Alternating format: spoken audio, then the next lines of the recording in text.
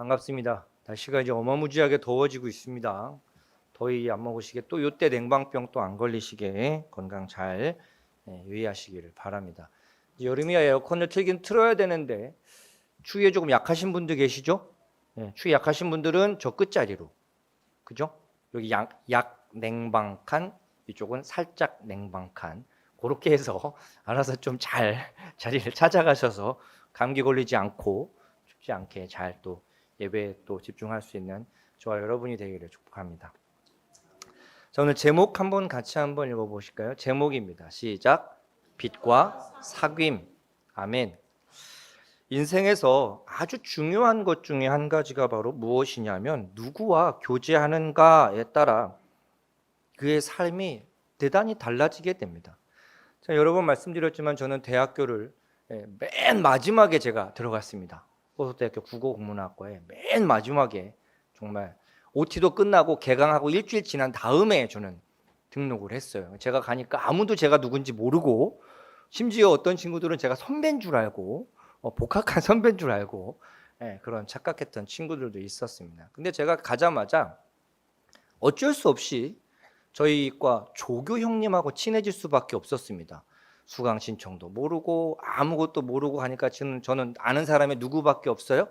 그 조교 형님밖에 없어요. 근데 그 조교 형님이 참 지금도 감사한 게 등록하자마자 제 손을 붙잡고 온 저희 호서대학교 아산 캠퍼스가 굉장히 넓거든요. 진짜 상상외로 넓습니다.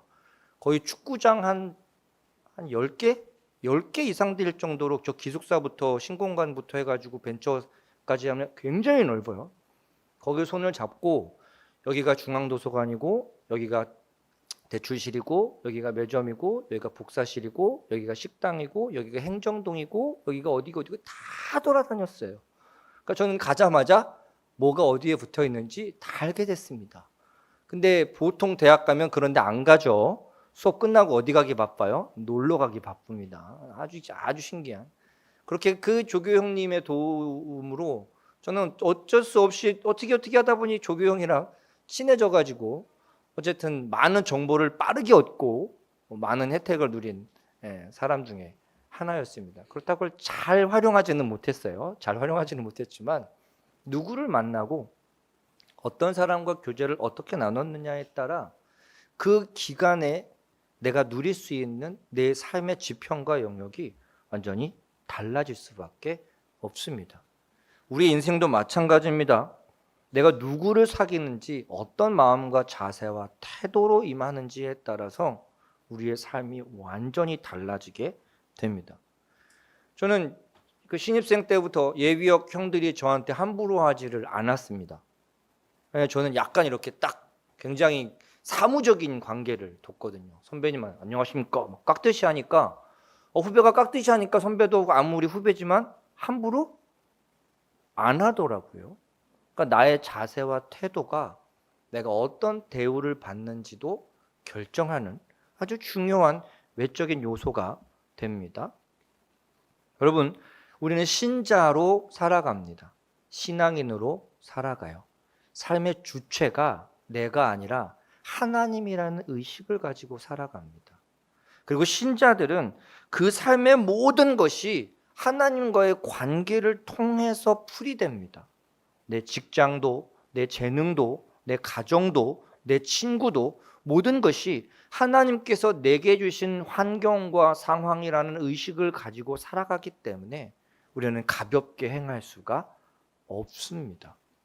그런데 때로는 신자들임에도 불구하고 이 의식이 낮으면 자기의 기준으로 세상을 보고 그 기준을 가지고 교회와 신앙생활을 하려고 그 이중적인 잣대를 가지고 살아가게 됩니다. 그러면 여지없이 탈이 날 수밖에 없게 되겠죠. 그래서 오늘 이 사귐이 주는 여러 가지 의미들 중에 중요한 부분, 그러면 이 사귐의 모범을 우리는 어디서 습득할 것인가? 어떻게 배우고 어떻게 훈련하고 어떻게 이해되고 어떻게 연습하고 어떻게 숙달되어 갈 것인가? 처음부터 잘하는 사람은 아무도 없습니다. 못하는 게 맞아요. 당연하죠. 그런데 중요한 건 뭐예요? 그 못하는 수준을 포기하고 낭망하고 좌절하고 터부시하는 것이 아니라 이것을 위해서 시간과 마음과 노력을, 의지를 들여야 하는 것이 우리의 책임입니다. 자, 그래서 오늘 우리가 빚과 사귐이라는 제목 하에 오늘 본문 말씀의 내용을 전제로 한번 다뤄보려고 하는 것이 바로 무엇이냐면 우리의 사귐에 가장 중요하고 가장 모범이 되는 그 모습을 가지고 한번 생각을 해보자는 거예요. 내 인생이 이곳에 보내진 이유, 내 생명이 주어진 이유, 내 삶이 이 상황과 환경 가운데 처해져 있는 이유와 목적이 분명히 하나님의 크고 놀라우신 뜻 가운데 선하게 지음받았을 텐데 무엇 때문이냐는 거예요. 내 역할이 무엇이냐는 거예요. 오늘 성경에서 이야기하고 있는 전제를 쭉 살펴봤을 때 한 가지 단어로 표현한다면요, 우리는 목격자로서 살아가야 할 책임이 있습니다. 그래서 목격자로서 보고 끝나는 것이 아니라 본 것을 그대로 증언해야 할 역할이 주어진 거예요. 목격자가 우리의 존재의 이유고 우리의 존재의 역할은 무엇이냐 하면 증언을 해야 된다는 거예요. 보았는데, 들었는데 함구하고 있다면 그건 뭐예요? 아무 역할을 감당하고 있지 않은 거예요. CC 카메라가 있는데 촬영은 되는데 녹화가 안 된다? 아무짝에도 쓸모없습니다. 그죠? 그 실시간으로 누가 맨날 보고 기억하고 있나요? 보고 기억했다고 해서 그것이 증거로 채택될 리가 없습니다. 기록된 그대로 그것을 간직하고 그것이 필요할 때 그것이 역할을 수행해야 합니다. 자, 그래서 오늘 우리가 목격자로서 증인의 역할을 감당해야 하는데 그럼 뭘 증언할 거냐는 거예요. 그것이 오늘 본문 말씀 가운데 우리에게 빛으로 오신 분에 대한 것을 이해하고 기억하고 경험하고 나눠야 한다고 이야기하고 있습니다. 먼저 빛에 대한 이해가 조금 필요합니다. 성경적인 빛에 대한 그 의미를 말합니다. 빛은요, 하나님의 창조 역사 가운데 빛으로 인하여 혼돈과 공허와 흑암이 물러가게 되었습니다. 그렇죠? 빛이 있으라. 그러니까 그 빛이 있기 이전에 있었던 모든 혼돈과 공허와 흑암이 다 사라져 버리게 됩니다. 그렇게 빛은 광명과 질서와 하나님의 창조의 세계에 있어서 가장 첫 번 기초와 토대가 되어주게 되었습니다. 그래서 이것을 통해서 세상과 인간들을 향한 하나님을 이제 우리가 이해할 수 있기 시작합니다. 혼돈과 공허와 무질서를 그냥 방관하신 것이 아니라 맨 마지막에 지음받은 인간이 생존할 수 있고 존재할 수 있고 번영할 수 있는 그 토대의 기초를 닦아주고 계시는 거예요. 아이를 낳으면 아이를 그냥 맨 땅바닥에 눕히지 않죠. 바닥에 폭신폭신한 걸 깔아줍니다. 기저귀가 필요하면 기저귀를 공급해주고 온도를 아주 기가 막히게 맞추죠. 애기 목욕물도 막 손에 대봐가지고 뜨거운지 차가운지 그 감지를 배우는데 한참 걸립니다. 이게 지금 너무 차갑나 너무 뜨겁나? 우리가 생존하기 위해 세상에 인간이라는 피조물이 존재할 수 있는 상황과 여건을 만들어주신 가장 첫 번째 토대가 빛으로 우리에게 오신 거예요. 그렇게 창조의 사역 가운데 갖고 계셨던 그 하나님의 속성과 성품을 성경은 끊임없이 우리에게 이야기해주고 비유로 제시해주고 설명해주고 납득시켜가고 있습니다. 이렇게 우리가 존재할 수 있고 우리에게 가장 필요한 것들을 열어주신 그 광명의 길을 수많은 인간들은 버리고 죄의 길을 택하여 걸어가고 있죠. 첫 지음받은 인간부터 여기서 시작되었습니다. 빛은요, 하나님을 알아가는 것이기도 하지만 빛은 반대로 말하면 빛으로 나아가지 않는 자들의 결말을 우리에게 제시해 주기도 합니다. 내비게이션이 어떤 목적지를 찍었을 때 경로를 이야기해 주죠. 깜빡 경로를 찾다가 가셔야 합니다. 그 길을 이야기해 주기도 합니다. 반대로 말하면 그 길로 가지 않으면 뭐예요? 그 목적지에 도착할 수 없거나 가장 빠르고 가장 효과적인 길에서 뭐 하는 거예요? 벗어나는 거예요. 경로를 이탈하였습니다. 새로운 경로를 이야기해 주죠. 거기까지 갈 수 있겠지만 이미 나는 뭐 한 거예요? 최적의 길을 놓쳐버린 거예요. 가장 빠르고 가장 효율적인 길을 제시해 주는데, 가장 올바른 길을 제시해 주는데 나의 실수 때문에, 나의 연약함 때문에, 죄의 욕심 때문에, 탐욕 때문에, 하나님을 바라지 않는 그 교만한 마음 때문에, 하나님을 인정하지 않고 납득하지 않고 경외하지 않는 그 불손한 마음 때문에 우리의 인생은 결국 더 큰 시련과 고난과 징계 가운데 나아갈 수밖에 없습니다. 그래서 오늘 본문 말씀을 통해서 가장 최적의 길을 가느냐, 아니면 자기 멋대로 갔다가 엉뚱한 길로 빠지느냐, 그 가름이 무엇을 듣느냐에 따라 다릅니다. 내가 어떤 내용을 듣느냐에 따라 다릅니다. 내비게이션도 T맵이 있고 카카오가 있죠. 이게 경로 설정해 주는 원칙이 조금 다른가 봐요. 그래서 어떤 때는 최적의 요소가 빠른 시간일 수도 있고, 어떨 때는 최단거리일 수도 있어요. 때로는 최단거리가 시간이 더 많이 걸릴 수도 있고, 그렇죠? 여러 가지 이 원칙이 적용되는 거에 따라서 그 차량의 경로가 달라지게 됩니다. 여러분들은 어떤 기준을 가지고 여러분들의 삶의 경로를 선택하고 계신가요? 나의 시간을, 나의 물질을, 나의 재능을, 나의 감정을, 나의 의지를, 나의 노력을, 나의 수고를, 나의 재미와 기쁨을 얻는 통로를, 내가 위로받는 통로를 어디에 두고 계신가요? 여러분, 이건 우리의 인생에 대단히 지대한 영향을 끼칩니다. 세상의 칭찬과 인정에 내가 목마른 사람은요, 하나님 앞에 헌신할 수 없습니다. 대부분 하나님 앞에 헌신하는 내용들은 겉으로 드러나지 않거든요. 하나님이 우리의 신자들 마음 가운데 역사하시는 그 작용점은요, 겉으로 드러나지 않는 게 더 많거든요. 겸손해라, 사랑해라, 희생해라, 섬겨라, 수고해라, 애써라, 진실해라, 부지런해라. 참 듣기만 해도 조금 불편하죠. 나도 쉬고 싶고, 나도 놀고 싶고, 나도 즐기고 싶고, 나도 인정받고 싶은데, 하나님은 우리에게 그것보다 더 숭고한 것을 요구하십니다.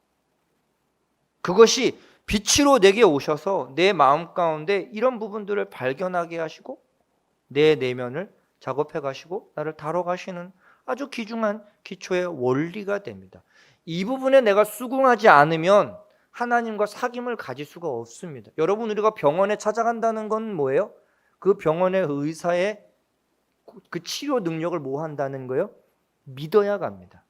돌팔이 의사 절대 안 갑니다. 그렇죠? 이 병원에 가니까 약이 잘 들어. 이 선생님하고 나하고는 뭔가 잘 맞아. 근데 어디는 가도 아무리 약을 먹어도 안 나요. 그죠? 제가 지난번에 한 달 반 가까이 기침을 계속 했잖아요. 지난번에요. 약을 4주를 내리 먹었는데도 그게 기침이 안 가졌던 겁니다. 네. 그 약이 잘못된 게 아니라 뭐예요? 내 증상이랑 뭔가 조금 안 맞았겠죠.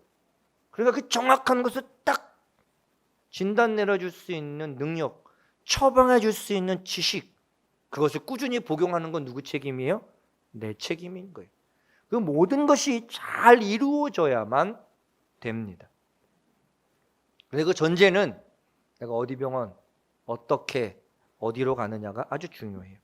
그래서 우리가 내 머리에, 내 귀에, 내 눈에 계속 나를 노출시키는 환경이 어디냐에 따라 달라지게 되어 있습니다. 그리고 여러분, 우리에게 들려졌다는 것은 바로 무엇이냐면 듣고 끝내야 하는 것이 아니라 들었으니 전해야 하는 거예요. 그리고 전하기 위해 들어야 하는 거예요. 제가 예전에 그 기도원에 있을 때 어떻게 제일 어리고 제일 젊다는 이유로 방송실 직원이 됐는데요.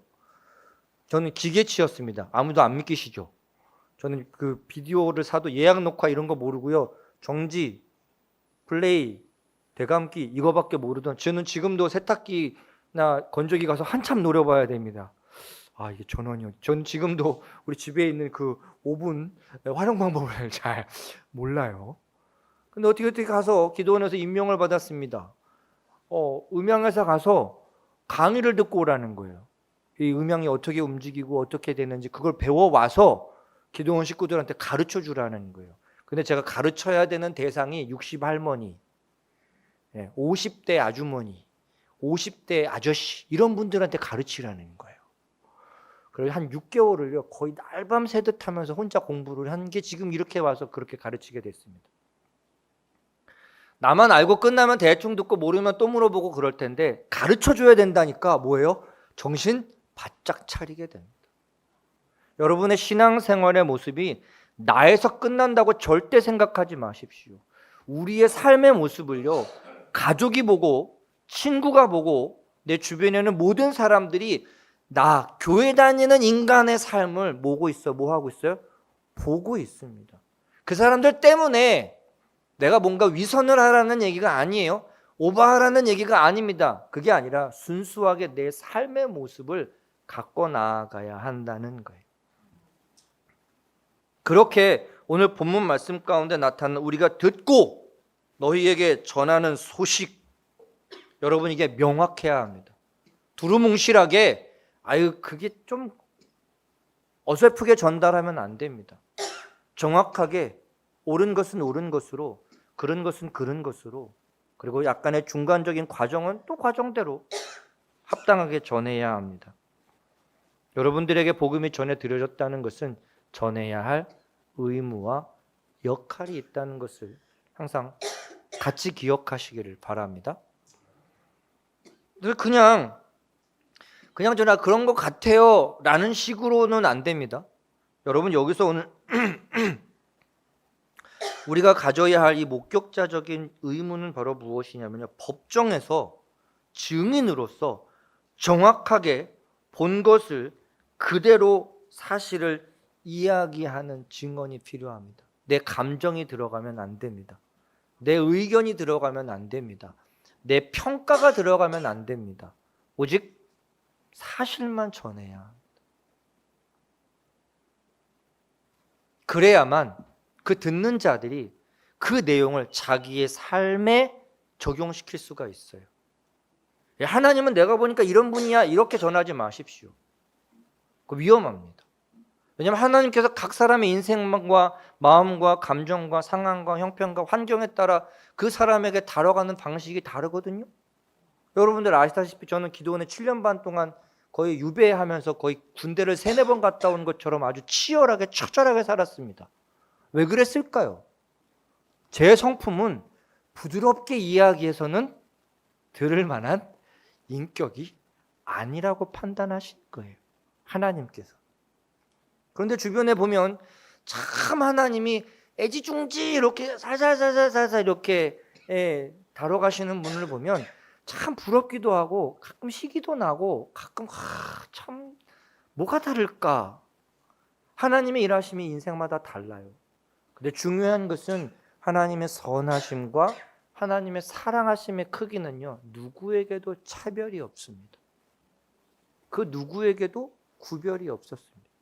모든 이에게 복음은 똑같이 그 심령에, 그 영혼에 성령이 인치셔서 내주하심으로 그의 삶을 하나님께로 인도해 갑니다. 각각의 차마다 내비게이션 기계가 다르고 다른 다 어플이 다르지만 중요한 건 뭐예요? 하늘에서는 같은 위성의 GPS와 신호를 가지고 저기 자기들의 나름대로의 경로를 설정해 주는 거예요.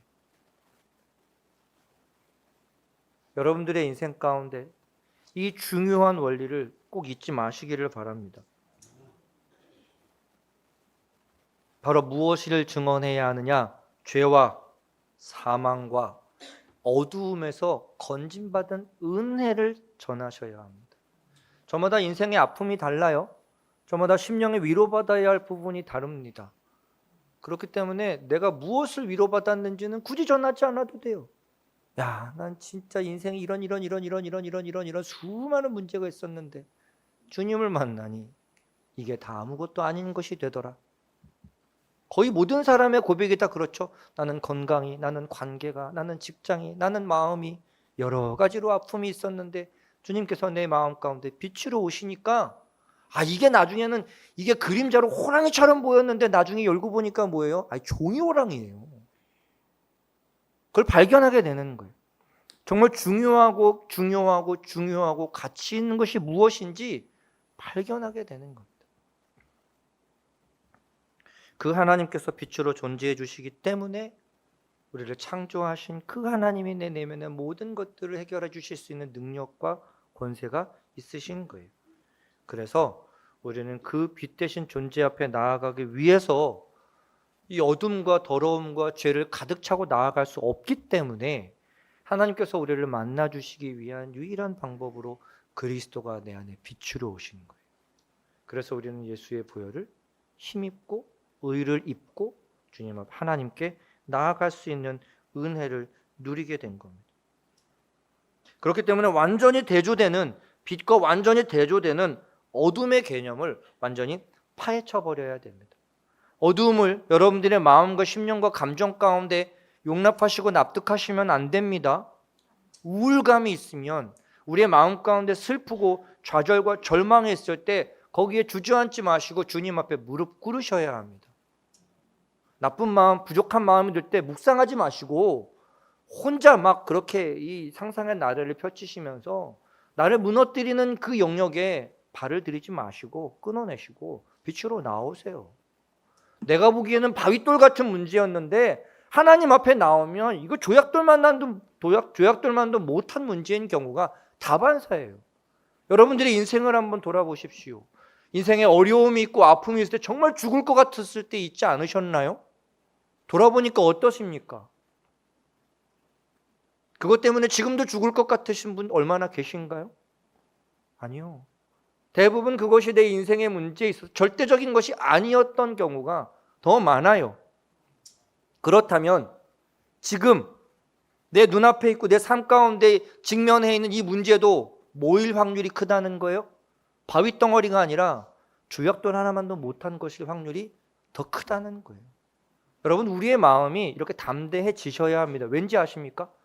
내 인품과 성품과 소양 때문이 아니라 빛으로 오신 하나님이 예수 그리스도가 내 마음과 심령 가운데 함께 하시기 때문에 쉽게 걸러낼 수 있습니다.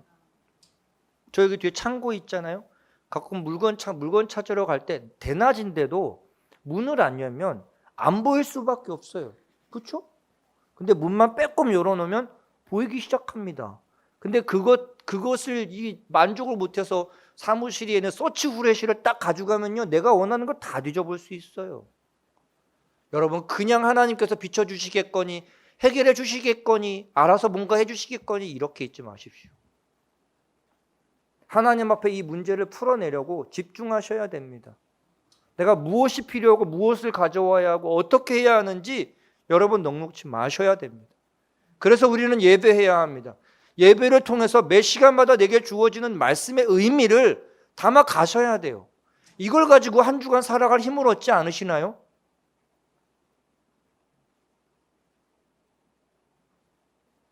때론 막연히 그냥 별 생각 없이 들었던 유튜브나 이런 인스타에서 제가 기독교 커뮤니티를 하다 보니까 이게 경비와 찬양 이런 팀에서 찬양 같은 게 자주 뜨거든요. 그러면 어느 날 그 찬양이 딱 귀에 꽂히면요, 하루 종일 흥얼거리게 돼요. 그렇죠? 완전하신 나의 주. 이 한 소절이 그 아침에 들리는 것만으로 내 하루가 하나님과 동행하는 삶이 됩니다.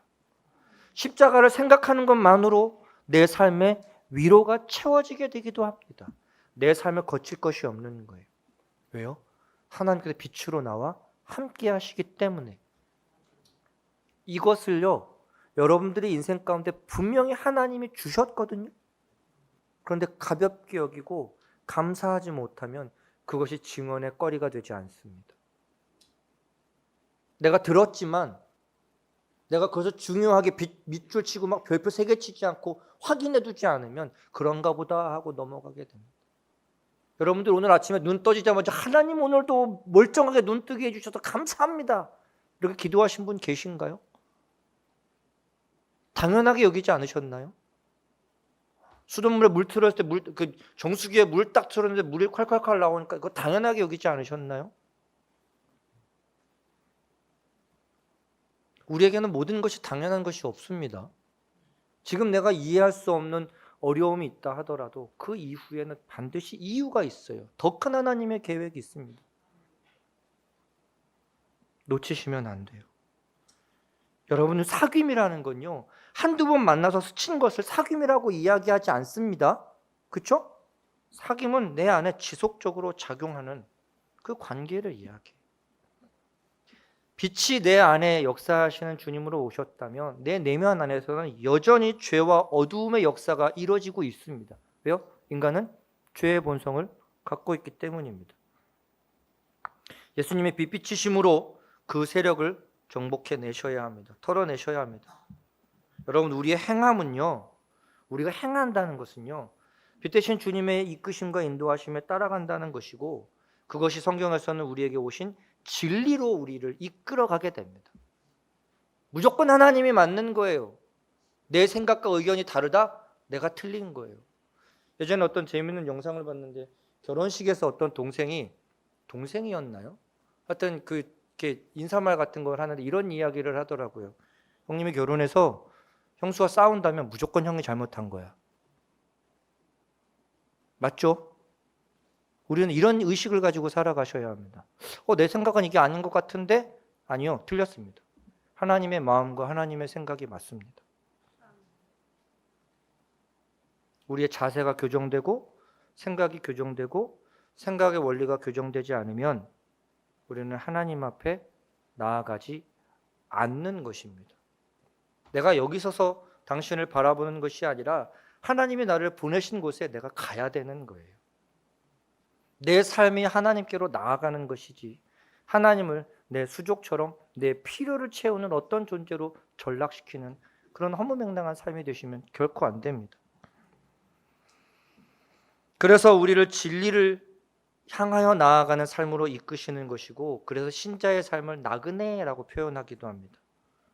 그리고 이것을 이끌어 가시고 주장하시고 계획하시는 분이 하나님이시고, 이 진리가 우리의 삶 가운데 더 아름답고 풍요롭게 하시는 능력을 가지고 계신 분도 하나님이십니다.